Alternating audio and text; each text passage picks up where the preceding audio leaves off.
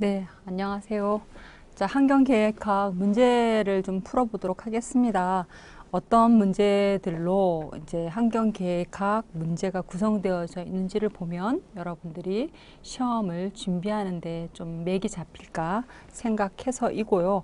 환경계획학의 어쨌든 이제 중요한 부분은 어쨌든 환경계획 안에 들어가는 여러 가지 공간 환경계획 의 내용들, 분야별 환경계획 내용들, 또 국제협력이라든가 환경계획의 방법론들 이런 것들이 주로 이제 시험 문제에 다루어지는데요. 첫 번째 문제는 기존의 일반적 계획 방법과 환경계획 방법과의 비교 설명 중 옳지 않은 것은 이렇게 질문했어요. 이 문제는 서울시청의 공무원 시험 문제에 7급 공무원인가? 하여튼 시험 문제에도 유사한 문제가 있었어요. 그래서 일반적인 계획 방법과 환경 계획 방법의 차이라면 아무래도 환경 계획 방법은 환경을 고려해서 하는 방법이기 때문에 환경 계획에 관련되어진 부분들이 그 전체적으로 그죠? 조사되어진다라는 것이고, 일반 계획은 그 계획되어지는 장소만 조사를 한다라는 게 차이가 있는데요. 옳지 않은 것은 계획 수립 단계에서 기존의 일반적 계획 방법에서는 환경에 대한 고려보다는 개발 지향적인 구상을 수립해 왔고, 그다음에 환경 계획 방법의 조사 단계에서는 해당 지역에 국한되는 것이 아니라 주변 지역을 포함해 유역권 전체에 대한 조사 및 분석이 이루어져 왔다. 맞죠? 조사 결과의 DB 구축으로 토지 생태 분석의 토대 마련 및 개발 구상 수립 시 기초 자료를 제공하는 것은 두 방법의 공통적 특징이다. 그 DB 구축에 대한 차이점을 보면 기존 계획 접근은요, 해당 지역에 국한된 현황 조사와 조사 결과를 목록 나열하는 것이 주라고 볼 수 있고, 그 토지 생태 분석의 토대 위에 개발 구상 수립 시 기초 자료를 제공하는 것은 두 방법의 공통적인 특징이라 할 수 없고, 이것은 어떻게 보면은 그 환경 계획 방법에서만 주로 사용되는 거라고 볼 수 있어요. 그 다음에 경관의 기능 및 구조 분석을 통한 생태계의 흐름을 파악하는 것은 환경 계획 접근 방법에 매우 중요하다. 맞습니다. 그죠? 그래서 이렇게 기존 계획 방법과 환경 계획 방법과의 비교를 조금 해 놓으시면 좋을 것 같고요. 그래서 이렇게 한 번 더 설명을 붙여놨으니까 여러분들이 수업 시간에 다 했던 건데 여러분들이 한 번 더 보시면서 해보시면 좋겠어요. 항상 문제를 많이 풀어야 돼요. 문제 안에 답이 있기 때문에. 예, 그렇습니다. 문제는 한 200문제, 300문제 이렇게 과목별로 푸시면 좋을 것 같아요. 가장 중요한 건 어쨌든 환경 계획에 접근해서는 이게 그 토지 생태 분석을 토대로 했다. 이렇게 보시면 될 것 같습니다. 유네스코 맵에 대한 Man and Biosphere 프로그램인 유네스코 맵의 이제 줄임말인데, 설명으로 옳지 않은 것은 유네스코 맵 하면 무조건 핵심 지역, 완충 지역, 전이 지역 요거 생각하셔야 돼요. 이렇게 세 개로 구분해서 하고 있다라는 것이고, 생물권에 인간이 어떻게 영향을 미치는지를 연구하고 생물권의 파괴를 막기 위해 출발한 것이 맞고요. 지속적인 위협을 받고 있는 보호지역의 한계를 극복하기 위해 생물권 보존지역을 지정하게 되었습니다. 동식물 개체군이 일정한 서식 환경에서 증가할 때 환경의 저항을 받아 일정한 상한에 도달해 평형 상태를 지속한다는 개체군 성장 한계 이론을 기본으로 한다. 아니죠. 예. 이거는 이제 그 유네스코 맵 이론과는 관련이 없기 때문에 답은 라번이 되겠습니다. 좀 어려울 수 있어요. 네.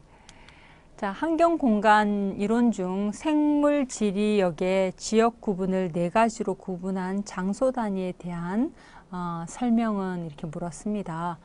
자, 우리가 이제 그 생물 지리역의 지역 구분 네 가지로 구분할 때 생물 지역, 하부 생물 지역, 경관지구, 장소 단위 이렇게 구분하고 있어요.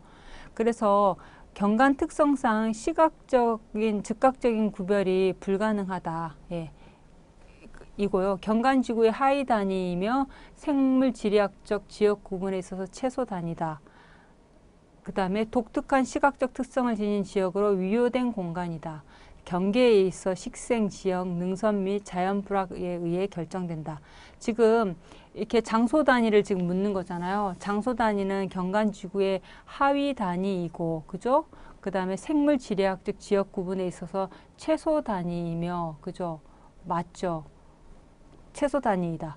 경관지구의 하위 단위이며, 그 다음에 생물 지리학적 지역 구분의 최소 단위이다. 그 다음에 독특한 시각적 특성을 지닌 지역으로, 그죠? 위호된 공간 시각적으로 즉각적인 구별이 가능하다. 그 다음에 그 경계에 있어 식생지역 능선 및 자연 불황에 의해 결정이 된다. 예, 지금 여기서 특별히 그 경관지구의 하위 단위가 맞고 생물 지리학적 지역 구분에서 최소 단위인 것도 맞고, 그 다음에 경관 특성상 시각적 즉각적인 구별이 불가능하다. 여기서 바른 설명이 아니라 틀린 설명이죠. 다른 건 다 맞아요, 지금 보니까. 그래서 여기서 문제를 틀린 설명은 이렇게 여러분이 가시면 좋겠어요. 그래서 이것만 가능한데 불가능하다 했기 때문에 답이 되는 거예요. 그래서 다른 건 다 뭔가 이상하던데 다른 건 다 맞는 답입니다. 그래서 여기 답은 문제가 없는데 여기서 틀린 설명은 이렇게 가셔야 되겠습니다. 이 문제에서는. 다음 중 생태 네트워크 공간 구성 요소가 아닌 것은 생태 네트워크 공간 구성에는 핵심 지역, 완충 지역, 복원 지역 이렇게 되어 있어요. 그죠? 핵심 지역, 완충 지역, 복원 지역. 그래서 개발 지역이 아닙니다. 그래서 생태 네트워크 공간 구성의 핵심 지역은 이제 기본 핵심이 되는 지역이고 그 핵심 지역을 이제 이렇게 둘러싸고 있는 지역을 완충 지역이다 이렇게 보는 거고, 복원 지역은 생물 다양성 증진을 위해서 새롭게 조성되는 모든 지역을 이야기할 때 쓰는 용어가 되겠습니다. 여기서 개발 지역은 해당 내용이 아니라고 보시면 좋을 것 같아요. 자, 그 외에도 뭐 생태적 코리도, 징검다리, 녹지 이런 것들도 이제 포함되어져 있습니다. 다섯 번째 문제. 다음 중 유엔 환경계획 유엔 기관으로 환경에 대한 제반 활동을 종합적으로 조정 지휘하고 새로운 문제에 대한 국제 협력을 추진하는 것을 목적으로 1972년 스웨덴의 스톡홀름에서 열린 유엔 인간 환경 회의의 결정에 따라 1973년에 설립된 환경에 관한 유엔 활동을 조직하는 기구는 그랬습니다. 야, 되게 말이 길죠. 결국에는 이거 유넵을 설명하는 이제 유엔 환경 계획인 유넵에 관한 이제 그 설명을 쭉 써놓은 거예요. 예. 그다음에 그 UNFCCC는 지구 온난화 방지 국제 협약입니다. 기후 변화 협약이죠. 그다음에 UNCCD는 사막화 방지 협약이고요. IUCN은 세계 자연 보전 연맹입니다. 그래서 약자로 이렇게 잘 묻지는 않지만 가끔 이렇게 약자로 물을 수도 있어요. 그렇기 때문에 우리가 그 국제 협약이나 이런 그 유엔에서 나온 여러 가지 기구에 관한 것들은 약자도 기억을 해 두실 필요가 있다고 봐요. 그래서 여기 답은 유넵이 되겠습니다. 유넵은 주로 환경에 관한 유엔 활동을 조정하는 기구다. 이렇게 보시면 되겠습니다. 자, 다음 문제. 한반도 생태 네트워크 연결 방안에 대한 설명과 거리가 먼 것은 이렇게 물었습니다. 한반도 생태 네트워크 한반도의 골격을 이루고 있는 백두대간을 하천, 습지, 바다, 갯벌, 사구 등과 연계한 국토의 중심 생태축으로 보전 관리하고 있고, 도시 내는 동산 공원을 거점으로 녹지, 옥상 녹화, 인공습지, 소하천 및 가로수로 연결되어 있으며 가능한 기존 지형을 유지하기보다 적극적인 매립과 간척을 통해서 복원한다. 항상 중요한 거는 이게 무슨 말인지 몰라도 좋아요. 원칙이라는 게 있잖아요. 항상 기존 지형을 유지하는 것이 중요합니다. 그죠? 그래서 매립과 간척보다는 가능한 기존 지형을 유지하고 생태공원을 조성하는 것이 요구되고 있지요. 그래서 이것이 잘못되었고, 농지의 경우는 친환경 농법을 실시하며 서식처 배열 패턴을 고려하고 있다. 그래서 여기에 있는 이런 내용들은 보면은 어떤 뭐 이렇게 막 달달달 외워서 어떤 답을 정한다기보다는 이해되어지고 있는가 전체적인 어떤 틀들을 그런 거를 본다고 볼 수 있어요. 그래서 환경 계획학의 문제는요, 꼭 외워서 되는 문제들은 몇 개 되지 않고 전체적인 어떤 뭐랄까 틀, 전체적인 원칙 이런 것들에 대한 이해를 보는 질문들이 더 많습니다. 그래서 뭐 이렇게 쭉 넣어놨는데 한번 보시면 될 것 같고요.